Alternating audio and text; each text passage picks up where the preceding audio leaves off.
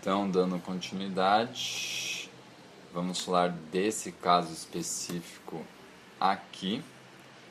E nesse caso tem duas opções, pode ser tanto uma superfície inclinada para baixo quanto inclinada para cima, mas os animais utilizariam os membros anteriores, que teriam adaptação para asa, com uma estrutura semelhante ao aerofólio de um carro de corrida. Então, para descer ou subir essa estrutura, essa superfície íngreme, eles usariam a asa para dar mais aderência, evitar escorregar e tomar um baita de um tombo, ou para subir uma superfície íngreme, eles usariam essas asas para ajudar no deslocamento. Então são basicamente essas quatro principais hipóteses que eu conheço para explicar o voo. E aqui lembrando de mais uma vez que a gente tem a nossa hierarquia taxonômica, então a gente está falando dos Maniraptoras, aves, fazem parte dos Maniraptora, que são terópodas, que são saurísticos, que são dinossauros, que são arcossauros, que são diápsidas, certo?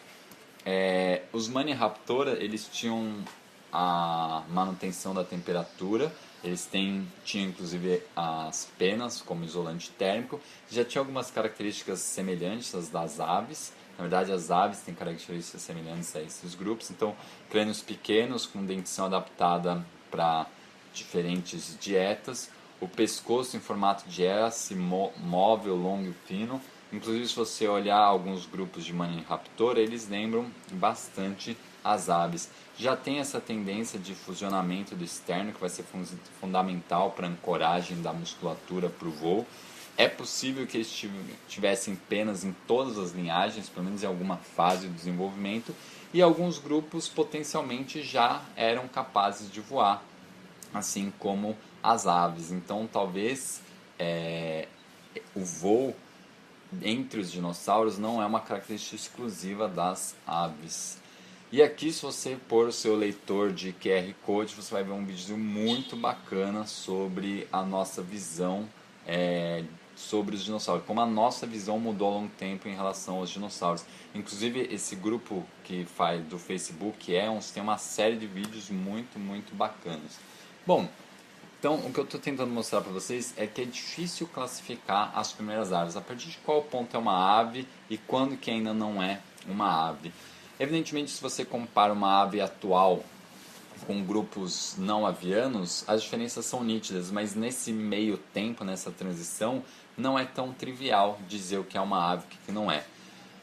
O Archaeopteryx, que é tido por muitos como o primeiro fóssil de ave, que inclusive era um animal pequenininho, tem características afins com as aves, mas tem outras que nem tanto. Por exemplo, eles têm a cauda, uma cauda bem desenvolvida, não dá para ver na imagem, mas eles têm dentes. O membro anterior deles também não é 100% semelhante aos das aves atuais, mas eles têm características afins. Por exemplo, uma característica que a gente observa nas aves do Jurássico é a diversificação das penas para o voo. Então, tem uma diversidade grande de penas, tem penas para fins de reprodução, tem penas para fins sensoriais, tem penas que têm relacionadas ao conforto térmico e tem penas relacionadas ao voo, como as penas de conforto que recobrem o corpo do animal e deixam ele mais aerodinâmico, e as penas responsáveis diretamente pelo voo, que são as remiges. As aves atuais têm três conjuntos de remiges, as primárias, secundárias e as terciárias. Essas primeiras aves tinham as remiges primárias e secundárias. E a pena associada ao voo, ela tem essa morfologia particular, ela é assimétrica. Então você tem a raque, que é essa haste, e tem os dois lados, e eles são dispostos de forma assimétrica, que é uma adaptação ao voo. E se você olhar a pena do Archaeopteryx, elas são assimétricas, sugerindo que esses animais eles voavam muito bem. Já as aves do Cretáceo, algumas características interessantes. Elas têm o tronco e a cauda mais curtos e com isso elas deslocam o centro de massa delas para frente, que seria uma característica mais favorável ao voo. Eles conseguem dobrar a asa junto ao corpo, então o punho é capaz de se curvar. As aves do Jurássico não tinham essa capacidade. Surge o dente e tem também filhotes precoces. Tem basicamente dois tipos de filhotes, os precoces e os altriciais. Os altriciais são os feijõezinhos rosa, eles nascem num estágio de desenvolvimento bem imaturo, e os precociais eles já nascem num estágio de desenvolvimento bem mais avançado. Digamos, eles têm maior independência dos pais. E como a gente sabe que tinham filhotes precociais já no Cretáceo? Basicamente a gente encontra fósseis de ovos com filhotinhos dentro, e esses filhotinhos já têm a sua plumagem desenvolvida.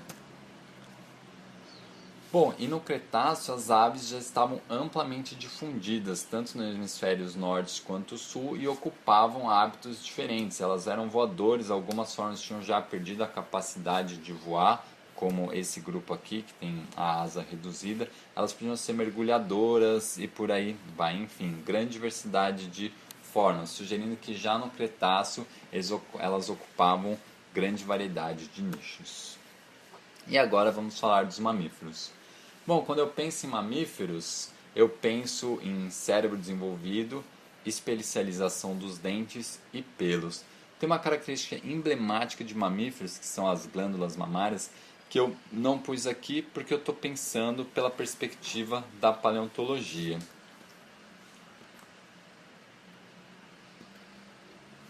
Bom, tendências evolutivas, isso já foi apresentado na aula, em outra aula. Basicamente tem os ossos turbinais. Recapitulando, então aqui é o crânio de um cavalo cortado ao meio.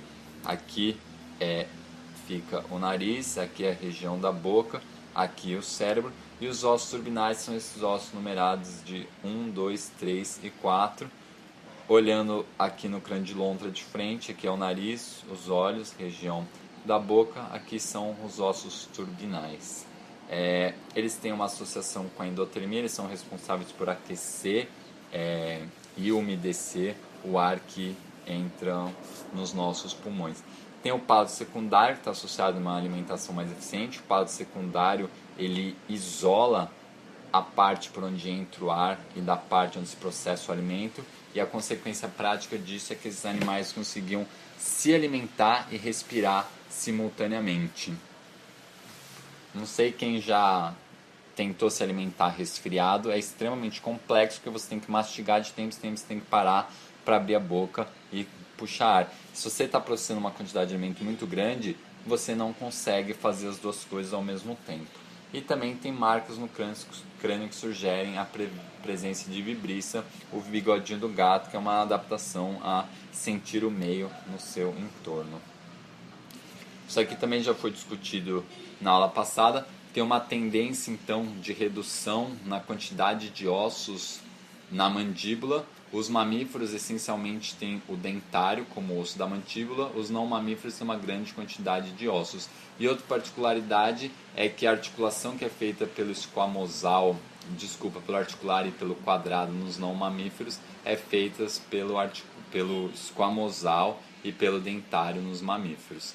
E esses ossos que faziam articulação entre mandíbula e crânio nos não mamíferos é incorporado à orelha média nos mamíferos, o que implica em maior acuidade auditiva nesses animais. Outra tendência evolutiva é a heterodontia, ou seja, diferenciação dos dentes. Os dentes passam a ter funções específicas, tem dentes de agarrar, tem dentes que cortam, tem dentes que trituram e por aí vai, associado a uma oclusão perfeita. Então você tem um mecanismo muito eficiente de processar os alimentos.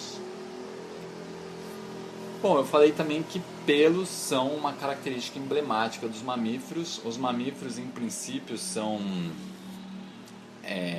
animais que surgem no Mesozoico, e esse trabalho sugere a presença de pelos no Permiano, ou seja, no final do Paleozoico. Então, os mamíferos estariam aqui no Triássico e pelos no Paleozoico. Aqui seria o pelo que teria sido encontrado dentro de um coprólito, que é o famoso cocozão fóssil.